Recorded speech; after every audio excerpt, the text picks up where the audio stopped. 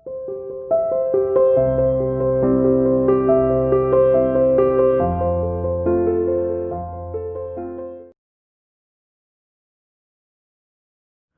students, welcome to CI International School online study classes. Subject is business study. Unit number 4. We are starting the new unit business services. ठीक है, अब देखिए business services basically होती क्या है. Business services refers to those services which help in the successful running of a business. तो बेटे business services ऐसी सर्विसेज होती है जो बिजनेस को सक्सेसफुली आगे चलाने के लिए बड़ी इंपॉर्टेंट होती हैं. यानी कि अगर इन सर्विसेज हमें ना मिल पाए, ये सर्विसेज का फायदा अगर हम नहीं उठा पाए तो बिजनेस को आगे चलाना बड़ा मुश्किल हो जाता है. यानी इन सर्विसेज के बिना बिजनेस का अस्तित्व नील रह जाता है. ठीक है, सो बिजनेस सर्विसेज आर दो services which help in the successfully running of A business. तो बिजनेस सर्विसेज वो सर्विसेज होती हैं जो बिजनेस को सक्सेसफुली सफलतापूर्वक चलाने में, सफलतापूर्वक आगे ले जाने में हमारी सहायता करती हैं. ठीक है, इसके अंदर बेसिकली आते क्या है, बैंकिंग हो गया, इंश्योरेंस हो गया, और वेयर हाउसिंग हो गया, ट्रांसपोर्टेशन हो गया. ठीक है, और साथ ही साथ कम्युनिकेशन हो गया. ये चारों सर्विसेज इसके अंदर आती है. तो ये होती है आपकी business services which helpful in the successful running of A business activities, जिनके बिना बिजनेस का काम नहीं चल पाता हो, जिनके बिना बिजनेस का अस्तित्व अधूरा रह जाएगा, जिनके बिना बिजनेस सक्सेसफुली रन नहीं कर पाएगा, उन्हें हम कहते हैं बिजनेस सर्विसेज. ठीक है, इसके अंदर एग्जांपल मैंने बताया क्या क्या आता है. बैंकिंग हो गया, बैंक आपको लोन प्रोवाइड कराता है, बिना रुपए के आपको बिजनेस ऑपरेशन को चलाना मुश्किल हो जाता है, सो बैंकिंग सर्विसेज. इंश्योरेंस आता है, ठीक है, जो रिस्क कवर करता है, जो रिस्क अराइज होता है ना बिजनेस में, उस रिस्क को कवर करने के लिए इंश्योरेंस होता है. ट्रांसपोर्टेशन आपका हो गया, ठीक है, गुड्स को एक जगह से दूसरी जगह ट्रांसफर करने में हेल्प करता है. वेयर हाउसिंग हो गया, गोदाम को स्टोर करने में, और कम्युनिकेशन यानी कि आइडिया एक्सचेंज करने में. अब देखिए नेचर ऑफ अ बिजनेस. ठीक है, नेचर देखिए बिजनेस का क्या क्या होता है. बिजनेस सर्विसेज का बेसिकली हमारा जो टॉपिक है that is a business services. ठीक है, सर बिजनेस सर्विसेज क्या होती है जरा देखिए. तो सबसे पहले है इनटेंजिबल. इनटेंजिबल मतलब होता है अमूर्त, जिसे हम ना देख सकते हैं और ना छू सकते हैं. ठीक है, सो जो बिजनेस सर्विसेज होती है इन्हें नाइदर सीन, हम सीन नहीं कर सकते, नाइदर टच, ना इसे हम टच किया जा सकता है. They can only be felt. ठीक है, इन्हें केवल फील किया जा सकता है, महसूस किया जा सकता है कि सर्विस आपको अच्छी लगी या नहीं लगी. ठीक है, फॉर एग्जांपल आप बैंक में गए, ठीक है, बैंक में गए, आपने कोई अकाउंट खुलवाया, भाई सामने वाला जो बैठा पर्सन है उसने आपसे अच्छे मैनर में बात नहीं की. एक दूसरा दोस्त आपका गया, उसने बैंक में खुलवाना, उससे बड़ी अच्छे से बात कर ली.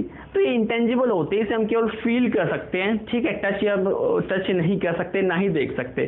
ठीक है, तो इसीलिए ये क्या होती है, अमूर्त होती है. किसी के लिए बड़ी अच्छी होती है, किसी के लिए बड़ी बेकार सी होती है. जैसे वो बैंकिंग में जो पर्सन बैठा था, आपके साथ उसने हार्शली बिहेव किया, कड़ा रवैया अपनाया, और आपके फ्रेंड के साथ जो गया उसने काफी नॉर्मल रवैया, एकदम अच्छे से उसका काम कर दिया. तो कहने का मतलब है कि जो बिजनेस सर्विसेज होती है दे आर इंटेंजिबल. ठीक है, ये इंटेंजिबल होते हैं, अमूर्त होते हैं, इन्हें केवल फील किया जा सकता है, और फील के बेसिक पर ही हम बता सकते हैं whether it is a good और बैड, कि ये हमें सर्विसेज अच्छी लगी या खराब लगी. ठीक है, फर्स्ट पॉइंट. सेकंड देखिए हिटेरियोजिनिटी. एक होता है होमोजिनिटी, एक होता है हिटेरियोजिनिटी. हिटेरियोजिनिटी को हम हिंदी में कहते हैं विविधता. विविधता यानी डिफरेंशिएशन होना. ठीक है, अलग अलग विभेदीकरण होना.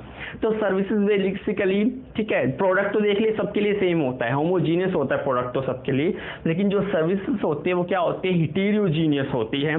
ठीक है, उसमें विविधता पाई जाती है, किसी पर्सन को किस मैनर में प्राप्त होती है और किसी पर्सन को किस मैनर में प्राप्त होती है. ठीक है, तो इसलिए इसमें विविधता देखने को मिलती है. वो बैंक वाला एग्जाम्पल ही हम आगे कैरी आउट कर सकते हैं. भाई किसी के साथ तो वो बैंक का जो पर्सनल है वो अच्छा बिहेवियर कर रहा है, किसी के साथ काफी हार्श है, तो ये विविधता हो गई. ठीक है, विविधता ये हो गई.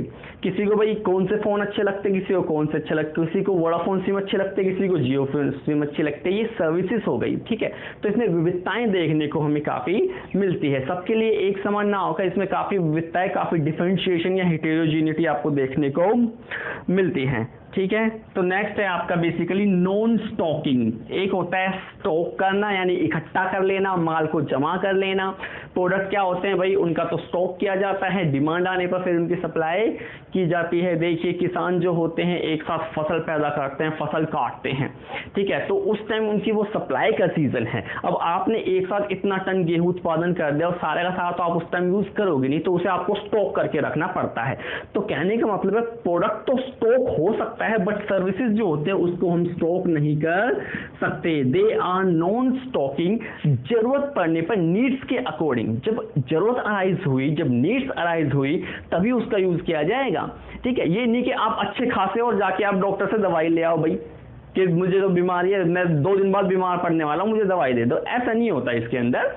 On the time, real time base पर इन सर्विसेज की हमें जरूरत पड़ती है, ठीक है, इसीलिए इनका स्टॉक करना इजीली नहीं होता। प्रोडक्ट का स्टॉक इजीली हो जाता है लेकिन सर्विसेज का हम नहीं कर सकते, ठीक है, ऐसा नहीं होता भाई। तो कहने का सिंपल सा तरीका है कि हम सर्विसेज को स्टॉक नहीं कर सकते। नेक्स्ट देखिए नॉन ट्रांसफरेबिलिटी। ट्रांसफर यानी कि स्थानांतरण, ठीक है, तो सर्विसेज का जो स्थानांतरण होता है, ट्रांसफर होता है, that is also not possible. Services को हम ट्रांसफर नहीं कर सकते। भाई मैं बीमार हूं तो दवाई मुझे ही लानी पड़ेगी, मेरी जगह मेरा भाई या मेरी बहन नहीं जा सकती, वो बीमार थोड़ी नहीं है भाई, ठीक है। तो इसीलिए गुड्स आपको भेजने हैं, आपको ही इस सर्विसेज का फायदा उठाना है, कोई और आपके नहीं उठाएगा, ठीक है। तो इसीलिए जो ये होती है सर्विसेज वो ट्रांसफरेबल नहीं होती, इनकी जो ओनरशिप होती है वो चेंज नहीं हो सकती, ठीक है। जो transferability in the sense of ownership, ठीक है, ओनरशिप, तो इनकी जो ओनरशिप होती है वो चेंज नहीं हो सकती, ठीक है। भाई बैंक किसी और का है, आप उससे जाके कह दो भाई कि ये बैंक मेरा है, तो ठीक है, तो ये बेसिकली सर्विसेज जो होते हैं वो ट्रांसफर नहीं हो सकती। तो इसीलिए इनका जो नेचर होता है वो नॉन ट्रांसफरेबल होता है। आप चाहो तो सर्विसेज को ट्रांसफर नहीं कर सकते बेसिकली, ठीक है। तो इसमें देखिए एक एग्जांपल लिया है बुक के अंदर कि the product there is no exchange of ownership in services. तो प्रोडक्ट की तरह सर्विसेज में कोई चेंज नहीं आता। जैसे इन्होंने टेलीफोन कंपनी का एग्जांपल लिया भाई, to provide telephone services will remain the job of a telephone company. भाई टेलीफोन सर्विसेज प्रोवाइड करना टेलीफोन कंपनी का जॉब है, वो उसकी ओनर है, हम उसके ओनर नहीं है, ठीक है, और हम उससे कहेंगे तो भी वो हमें ट्रांसफर नहीं करने वाली। तो इसीलिए जो सर्विसेज होते हैं दे आर नॉन ट्रांसफरेबल। उनकी ओनरशिप में, ओनरशिप मतलब मालिकाना अधिकार कि मैं किसी चीज का मालिक हूं, भाई टेलीफोन कंपनी उस सेल फोन की मालिक है, तो वो अपनी ओनरशिप मुझे ट्रांसफर नहीं करने वाली। आगे है कस्टमर पार्टिसिपेशन। भाई सर्विसेज का बेनिफिट उठाने के लिए, to take the benefit of services, ठीक है, सर्विसेज का बेनिफिट उठाने के लिए कस्टमर का पार्टिसिपेशन होना बड़ा जरूरी है, कस्टमर को शामिल करना बड़ा जरूरी है। जब तक कस्टमर नहीं होंगे तब तक आप सर्विसेज का एडवांटेज कैसे उठाओगे, ठीक है। तो भाई सर्विसेज के लिए 2 साइड्स होना जरूरी है, एक तो सर्विस प्रोवाइडर और एक सर्विसेज को कंज्यूम करने वाला। तो कंज्यूमर पार्टिसिपेशन उसकी सेकंड साइड होती है, और ये सेकंड साइड जब आता है सर्विस अक्वायर करता है सर्विस, तभी जाके ये सर्विसेज का जो उद्देश्य है, ऑब्जेक्टिव है, ये पूरा होता है। तो कहने का मतलब है कि बिजनेस सर्विसेज का ये नेचर है कि इसमें कस्टमर का पार्टिसिपेशन होना बड़ा आवश्यक है, बड़ा जरूरी होता है। आगे साइमल्टेनिटी, साइमल्टेनियसली यानी एक ही समय पर होने वाले कार्य, एक ही समय पर। तो भाई ये सर्विसेज आपको एक ही समय पर एक्वायर करनी पड़ती है। जिस समय आपको लोन चाहिए उसी समय आप लोन लोगे, जिस समय आपको गुड्स ट्रांसफर कराने हैं उसी समय आपको साइमल्टेनियसली गुड्स ट्रांसफर कराने पड़ेंगे। तो इसमें साइमल्टेनिटी देखने को मिलती है, ठीक है, यानी एक ही समय में समकालीनता इसे कहते हैं कि भाई सर्विस आपको जिस समय एंजॉय करोगे, जिस समय महसूस करोगे, उसी समय आपको सर्विस मिलेगी, बाद में आपको नहीं मिल सकती, ठीक है। तो इसीलिए सर्विसेज में साइमल्टेनिटी यानी एक ही समय, जिस समय सर्विसेज प्रोवाइड की गई है उसी समय उसका अक्वायर करना बड़ा जरूरी है।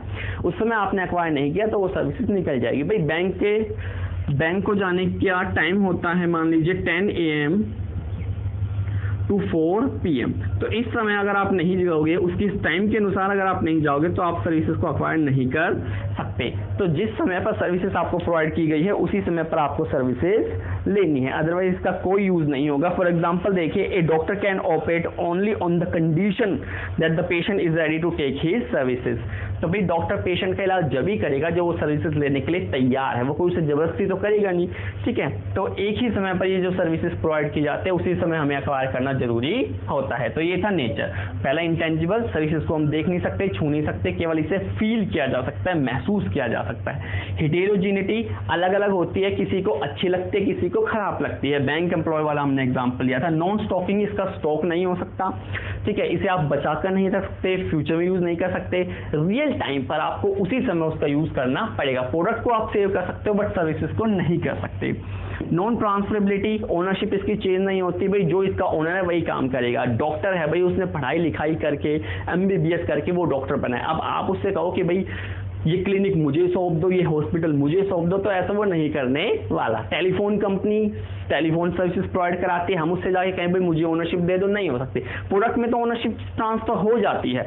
जैसे ही आपने कोई टूथपेस्ट खरीदा, तो एक मोबाइल फोन आपने खरीदा, तो मोबाइल फोन से सर्विसेज से ओनरशिप आपको मिल गई, लेकिन आप डॉक्टर के पास इलाज कराने गए तब आपके पास ओनरशिप नहीं आई, ठीक है। तो नॉन ट्रांसफरेबिलिटी होती है यहाँ पर। कस्टमर पार्टिसिपेशन हमने बता दिया जरूरी होता है, और आगे साइमल्टेनिटी, यानी जिस समय सर्विसेज आपको प्रोवाइड की जा रही है उसी समय सर्विसेज को लेना, सर्विसेज को एक्वायर करना इंपॉर्टेंट होता है।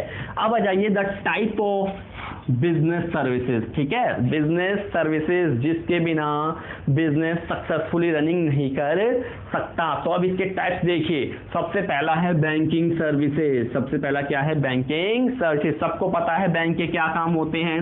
बैंक हमसे डिपॉजिट एक्सेप्ट करता है, दे एक्सेप्टिंग डिपॉजिट्स, ठीक है, they accept deposit and provide loan, और हमें लोन प्रोवाइड कराता है बेसिकली बैंक, ठीक है। तो भाई ये बैंकिंग सर्विसेज हमें फाइनेंस प्रोवाइड कराता है। हमारे लिए जो रुपया होता है, जो वित्त की हमें आवश्यकता पड़ती है सक्सेसफुली बिजनेस को रनिंग करने के लिए, वो प्रोवाइड कराता है। बैंक एक मीडिएटर होता है, जिनके पास एक्सेस अमाउंट ऑफ मनी है वो आकर बैंक में रुपए जमा करते हैं, और जिनके पास मनी की कमी है, जिन्हें मनी की जरूरत पड़ती है, वो वहां से आकर एक्वायर करते हैं। तो एक मीडिएटर का काम करता है, ठीक है, सप्लाई और डिमांड ऑफ मनी को, ठीक है, सप्लाई और डिमांड ऑफ मनी को बैलेंस में ये बैंक लेकर आता है। तो बैंकिंग सर्विस हमारे लिए बड़ी इंपॉर्टेंट है। फाइनेंस आपको चाहिए, सक्सेसफुली रनिंग आपको करना है, बिजनेस के एक्सपेंस आपको फैमिली वियर करने हैं, तो बिजनेस सर्विसेज में बैंकिंग आपको चाहिएगी ही चाहिएगी, ठीक है। तो ये बिजनेस के लिए जो डेली रूटीन एक्सपेंस होते हैं उन्हें चलाने में हमारी सहायता करते हैं। साथ ही साथ बैंक हमें देखिए डेबिट कार्ड हो गया, ठीक है, debit card, credit card, ATM, लोकर फैसिलिटी, ये सारी सुविधाएं भी बैंक हमें प्रोवाइड कराते हैं, ठीक है। इसके लिए आपसे जो चार्ज लगता है वो लेंगे, अदरवाइज ये आपको प्रोवाइड कराएंगे। तो ये था आपका बैंकिंग। सेकंड आ जाइए इंश्योरेंस। सेकंड क्या होता है? इंश्योरेंस। भाई बिजनेस देखिए अनसर्टेन होता है, फ्यूचर अनसर्टेन होता है, और जो भी चीज अनसर्टेन होती है उसके अकाउंट्स में रिस्क अराइज होता है, रिस्क खड़ा हो जाता है। तो उस रिस्क को दूर करने के लिए कंपनियां क्या करती है? इंश्योरेंस सर्विसेज लेती है। भाई इसमें करना क्या है आपको एक प्रीमियम जो भी डिसाइड होता है मंथली या ईयरली या बाय ईयरली, ठीक है, उस प्रीमियम को आपको पेड करना पड़ता है। उस प्रीमियम के बदले अगर आपको कोई नुकसान होता है, कोई डैमेज होता है, ठीक है, कोई नुकसान पहुंचता है, तो उस नुकसान को फिर इंश्योरेंस कंपनियां बियर करती है। आपको मंथली प्रीमियम पे करना पड़ता है, ठीक है। और फिर जो आपका रिस्क होता है, जो बिजनेस रिस्क अराइज होता है, भाई आग लगने का रिस्क, बाढ़ आने का रिस्क, डिमांड सप्लाई के कारण भाई डिमांड गिरने का रिस्क, प्राइस फ्लक्चुएशन का रिस्क, तो बहुत सारे रिस्क होते हैं। इन रिस्कों को कौन कवर करता है? इंश्योरेंस कवर करते हैं। इंश्योरेंस अलग अलग टाइप के होते हैं। देखिए लाइफ इंश्योरेंस होता है, फायर इंश्योरेंस होता है, थेफ्ट इंश्योरेंस होता है, मैराइन यानी कि समुद्र में जब आपका माल जाता है तो उस माल की कोई हानि ना हो जाए, कोई लॉस ना हो जाए, इसके लिए भी हम मैराइन इंश्योरेंस कराते हैं। तो ये होता है इंश्योरेंस, ठीक है, जो आपके रिस्क को कवर करता है, ठीक है। ये आपसे एक सर्टेन फीस चार्ज करेंगे, इसके बदले में आपके रिस्क को ट्रांसफर कर देता है। इसमें एक बॉन्ड होता है, बॉन्ड साइन कराया जाता है, और फिर उस बॉन्ड के बलबूते पे ही आपको जो भी पीरियड होता है, ठीक है, मिस हैपनिंग कुछ हो जाए, ठीक है, आग लग जाए, कुछ भी हो जाए, उसके बदले आपको रुपया प्रोवाइड कराता है इंश्योरेंस। थर्ड देखिए ट्रांसपोर्टेशन। ट्रांसपोर्टेशन का मतलब होता है, ठीक है, ट्रांसपोर्टेशन का मतलब होता है transfer of goods and services, transfer of goods and services from one place to another. तो भाई इसमें होता क्या है, हम गुड्स एंड सर्विसेज को ट्रांसफर करते हैं from one place to the another. अब ट्रांसपोर्टेशन की बहुत सारी मीडियम हमारे पास अवेलेबल होते हैं, जैसे कि रेलवे हो गया, रोड्स ट्रांसपोर्टेशन आपके पास हो चुके हैं आज के टाइम, फ्लाइट के थ्रू बाय एयर भी आप गुड्स को ट्रांसफर करते हो, ठीक है। बाय मैराइन शिप जो होती हैं, जो पानी में बोट नाव वगैरह जाते हैं, उसके थ्रू भी आप गुड्स ट्रांसफर करते हो। तो ट्रांसपोर्टेशन भी एक सर्विसेज का पार्ट है जिसके थ्रू गुड्स को हम one place to another transfer करते हैं। अब देखिए चाइना से बने हुए गुड्स या मोबाइल फोन यहाँ इंडिया में आकर सेल किए जाते हैं, तो ये क्यों होता है, ट्रांसपोर्टेशन के जरिए। भाई वहां से ये गुड्स किसी ना किसी मीडियम के जरिए यहाँ आता ही होगा, चाहे वो बाय एयर आए, ठीक है, या फिर बोट के थ्रू, जो बड़े बड़े जहाज होते हैं समुद्री, उसके थ्रू यहाँ पर आए, तो ये होता है ट्रांसपोर्टेशन, ठीक है। इसका मतलब यही होता है transferring goods from one place to the another. इसके अंदर मीडियम ऑफ ट्रांसपोर्टेशन लिए जाते हैं, जैसे रेलवे, रोड्स, ठीक है, आपके हो गए बाय एयर, ठीक है, बाय सी यानी समुद्र, इन सब के जरिए जो गुड्स ट्रांसफर होते हैं, ये सब चीजें आपकी ली जाती है। इसके दौरान फिनिश्ड गुड्स, रॉ मटेरियल, ये सब चीजें ट्रांसफर की जाती है। देखिए कश्मीर में एप्पल उगाया जाता है और कश्मीर से उस एप्पल को पूरे भारत में ट्रांसफर किया जाता है बाय रोड या बाय ट्रेन, आप कैसे भी ट्रांसफर कर लो, ठीक है। तो ये होता है ट्रांसपोर्टेशन, ठीक है। अब मान लीजिए बाई चांस सपोज करके देखिए आपकी फैक्ट्री में रॉ मटेरियल कच्चे माल की भाई कमी पड़ गई और आपको तुरंत कच्चा माल चाहिए, अदरवाइज प्रोडक्शन रुक जाएगा, तो आप क्या करोगे, सीधा ऑर्डर करोगे भाई फोन पे कि भाई जल्दी से हमें 2 घंटे के अंदर, ठीक है, आप रॉ मटेरियल कच्चा माल प्रोवाइड कराकर दीजिए। तो जल्दी से वो अपना ट्रक या ट्रैक्टर जो भी होगा वो यहाँ पर ट्रांसफर करेगा, यहाँ पर भेज देगा, इससे आपका ट्रांसपोर्टेशन पूरा हो जाएगा, ठीक है। यही होता है transportation, transferring goods from one place to the another. आगे देखिए वेयर हाउसिंग यानी जो बड़े बड़े गोदाम होते हैं ना, बड़े बड़े गोदाम, माल स्टोर करना, ठीक है। देखिए क्योंकि प्रोडक्शन और कंजप्शन में एक टाइम गैप क्रिएट होता है, ऐसा नहीं होता कि जिस रियल टाइम में प्रोडक्शन हुआ है गुड्स का, उसी टाइम में वो सारे का सारा प्रोडक्शन कंज्यूम हो जाए। हमें डिफरेंट टाइम पर डिफरेंट गुड्स की आवश्यकता पड़ती है, ठीक है। देखिए गेहूं की, चावल की कटाई का समय अलग होता है और उनके कंजप्शन का समय अलग होता है, ठीक है। कटाई के 3, 4, 6 महीने बाद भी उनका कंजप्शन होता रहता है। अब कटाई आज हुई, मुझे चाहिए 6 महीने बाद वो गुड्स, तो 6 महीने तक मुझे उसको क्या करना पड़ेगा, स्टोरेज करनी पड़ेगी, उसे संभाल कर रखना पड़ेगा, गोदाउन में रखना पड़ेगा, जिसे हम कहते हैं वेयर हाउसिंग, ठीक है, वेयर हाउसिंग। तो इस वेयर हाउसिंग का मतलब गोदाम होता है, ठीक है। ये गोदाम की क्यों आवश्यकता पड़ती है, क्यों नीड्स इनके राइज होती है, because production time and consumption time में डिफरेंशिएशन क्रिएट होता है। प्रोडक्शन अलग समय पर होता है और उसका कंजप्शन अलग समय पर होता है, दैट्स वाई कि हमें वेयर हाउसिंग की आवश्यकता पड़ती है। अब ये गोदाम वाले करते क्या है, अपने गोदाम में स्टोर कर देते, भाई इलेक्ट्रिकल मटेरियल, एलईडीज, इन्होंने फ्रिज वगैरह, वॉशिंग मशीन जमा कर दी, कस्टमर आते जाएंगे, 2 प्रोडक्ट वहां से निकाल के उन्हें सोल्ड करते चले जाएंगे। तो ये होता है वेयर हाउसिंग, गोदाम, ठीक है। नेक्स्ट है कम्युनिकेशन, ठीक है। Communication is a process, it is a process through which, ये एक प्रोसेस होती है, प्रक्रिया होती है, through which the information, ideas, ठीक है, datas are transferred to others and make them understand, ठीक है। तो कम्युनिकेशन एक ऐसी प्रोसेस होती है जिसमें आइडियाज, इंफॉर्मेशन, डाटाज, सुझाव, सजेशन ट्रांसफर किए जाते हैं from one person to the another and also for the proper understanding is compulsory. Understanding का मतलब होता है आपसी समझ, यानी कि जो इंफॉर्मेशन मैंने ट्रांसफर किया आपको उसी तरीके में समझ आनी चाहिए, मिस हैपनिंग नहीं होनी चाहिए, मैंने कहा कुछ और आपको समझ कुछ हो रहा है। कई बार ये टेक्निकल वर्ड्स होते हैं जिसके कारण कंफ्यूजन अराइज हो जाती है, जिसके कारण जो कम्युनिकेशन होता है उसे प्रॉपर तरीके से होने में, ठीक है, मुसीबत का सामना करना पड़ता है। तो कम्युनिकेशन भी बड़ा जरूरी होता है भाई, ट्रेड्स में कम्युनिकेशन का बड़ा इंपॉर्टेंस रहती है। आपने सेलर से जो कहा उसे वही चीज प्रॉपर वे में समझ आनी चाहिए, अदरवाइज वो कोई और क्वालिटी का, कोई और साइज का मटेरियल आपको भेज देगा और आपका नुकसान हो जाएगा। तो इसीलिए कहा गया है भाई कि कम्युनिकेशन एक ऐसी प्रोसेस है थ्रू विच आइडिया, सजेशन, ठीक है, ये ट्रांसफर किए जाते हैं from one person to the another and also make them understanding, और उन्हें समझ भी आना चाहिए। बिजनेस में कम्युनिकेशन का बहुत इंपॉर्टेंट रोल है, क्योंकि कम्युनिकेशन में थोड़ी सी भी अगर लैगिंग हो गई, मिस हैपनिंग हो गई, ठीक है, तो आपकी जो इंफॉर्मेशन है वो सारी ख़राब हो जाएगी और आपका जो बेसिकली प्रोडक्ट है, ठीक है, वो भी ख़राब हो सकता है। फॉर एग्जांपल देखिए, सेलर को आपने बोला भाई मुझे 5 इंच के साइज़ के शूज़ चाहिए, उसने गलती से भिजवा दे 6 इंच के due to the improper communication, तो इससे फिर मिस हैपनिंग हो सकती है। तो ये 5 बिजनेस सर्विसेज थी जिसकी आवश्यकता हमें बिजनेस में पड़ती है। बैंकिंग, लोन लेने के लिए, इंश्योरेंस, रिस्क को कवर करने के लिए, ट्रांसपोर्टेशन, गुड्स को ट्रांसफर करने के लिए, वेयर हाउसिंग, गुड्स को स्टोर करने के लिए, और कम्युनिकेशन, इंफॉर्मेशन ट्रांसफर करने के लिए। स्टूडेंट्स देखिए, नेक्स्ट टॉपिक है आपका बैंक्स, कि बैंक्स क्या होते हैं। तो एक बार बैंक्स के बारे में देख लेते हैं। देखिए ये बैंक वर्ड आया कहाँ से।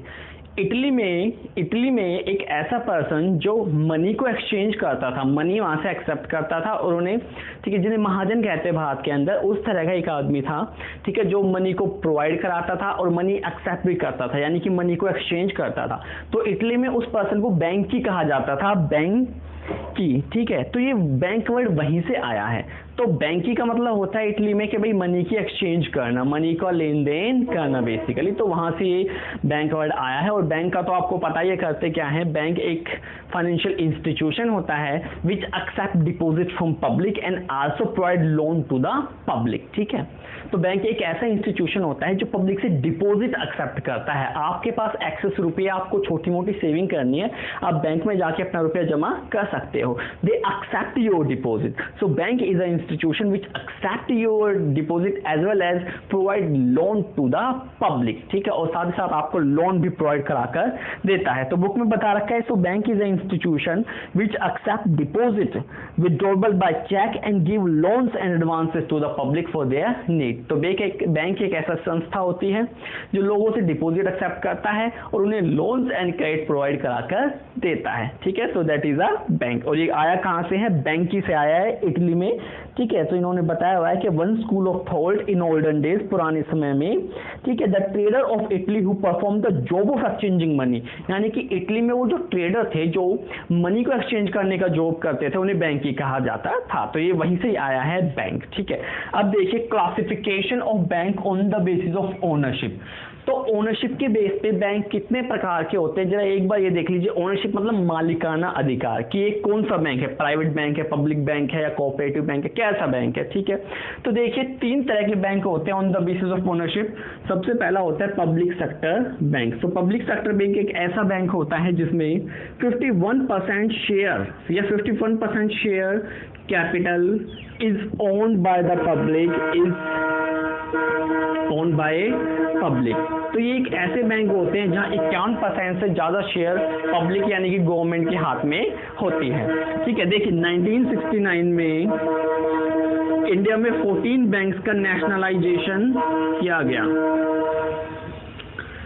ठीक है। 1949 में 14 बैंकों का राष्ट्रीयकरण किया गया। फिर 1980 में फर्दर 6 बैंक का नेशनलाइजेशन किया गया, ठीक है। जो एसबीआई की ब्रांच है, state bank of Bikaner and Jaipur वगैरह, ये आपका हो गया, ठीक है। State bank of Patiala, state bank of टोनो, स्टेट बैंक ऑफ मैसूर, इन सबको मिलाकर एक ब्रांच बना दी गई, स्टेट बैंक ऑफ इंडिया, ठीक है। इसके बाद न्यू बैंक ऑफ इंडिया और पंजाब नेशनल बैंक का भी आपस में मर्जर कर दिया गया, ठीक है। तो इसके दौरान फिर हमारे इंडिया के अंदर टोटल कितने बैंक हो गए? 21 पब्लिक सेक्टर बैंक हो गए, ठीक है। 21 पब्लिक सेक्टर बैंक आपके अराइज हो गए। तो एक पब्लिक सेक्टर बैंक वो बैंक होता है जिसके अंदर 51, कम से कम मिनिमम 51% शेयर किसका होता है? गवर्नमेंट का होता है। 51% शेयर गवर्नमेंट का होता है, वो पब्लिक सेक्टर बैंक कहलाते हैं। 1969 में 14 बैंकों का नेशनलाइजेशन, यानी 14 बैंकों को राष्ट्रीय मान्यता दी गई। इसके बाद 1980 में 6 बैंकों को और दे दी गई।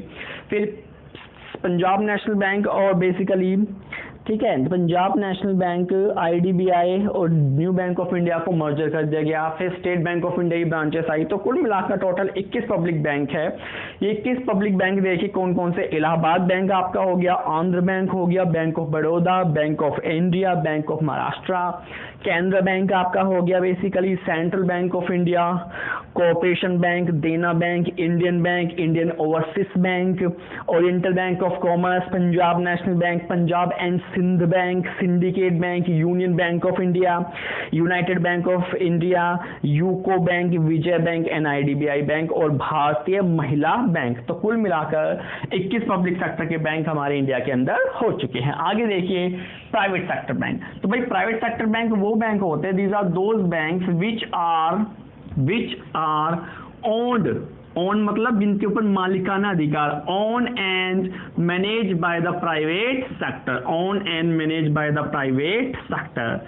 तो भाई इन बैंकों को मालिकाना अधिकार प्राइवेट सेक्टर के पास होता है और वही इन्हें मैनेज भी करते हैं, इनका पूरा मैनेजमेंट, पूरा प्रबंधन यही लोग चलाते हैं। तो ये होते हैं आपके प्राइवेट सेक्टर बैंक। ठीक है, देखिए इंडिया के अंदर कौन कौन से बैंक है, axis bank, HDFC, Kotak Mahindra, ICICI bank, yes bank, IndusInd bank, Bandhan bank, federal bank, DC bank और आरबीएल बैंक। ये सारे बैंक इंडिया के अंदर कौन से हैं, प्राइवेट सेक्टर बैंक कहलाते हैं। आगे देखिए थर्ड है आपके कोऑपरेटिव बैंक। कोऑपरेटिव यानी सहकारी समितियां, जब कई लोग मिलकर, ठीक है, the cooperative banks are those which are organized by group of individual, यानी ग्रुप ऑफ इंडिविजुअल, कुछ लोग मिलकर, कुछ लोग जब कोऑपरेशन बनाते हैं, ठीक है, जब देखो लोगों का जो समूह होता है वो कोऑपरेशन का निर्माण करता है, ठीक है, कोऑपरेशन का निर्माण करता है। तो ये ऐसे बैंक होते हैं जिन्हें ग्रुप ऑफ इंडिविजुअल, ठीक है, कुछ लोगों का समूह, ग्रुप ऑफ इंडिविजुअल मिलकर चलाते हैं। देखिए यहां ओनर कौन है, गवर्नमेंट। यहाँ ओनर कौन है भाई, प्राइवेट सेक्टर में एक पर्टिकुलर वन पर्सन ओनर आपका हो सकता है, एक पर्सन अपना बैंक हो सकता है। यहाँ ग्रुप ऑफ इंडिविजुअल मिलकर ये बैंक खोलते हैं। The main objective of this bank to help its member, इनके जो मेंबर है यानी जो ग्रुप ऑफ इंडिविजुअल हैं आपस में खुद की सहायता करना इनका मेन उद्देश्य कहलाता है। The state cooperative bank, the district cooperative bank and the primary loan societies are included in cooperative banks. Thank you.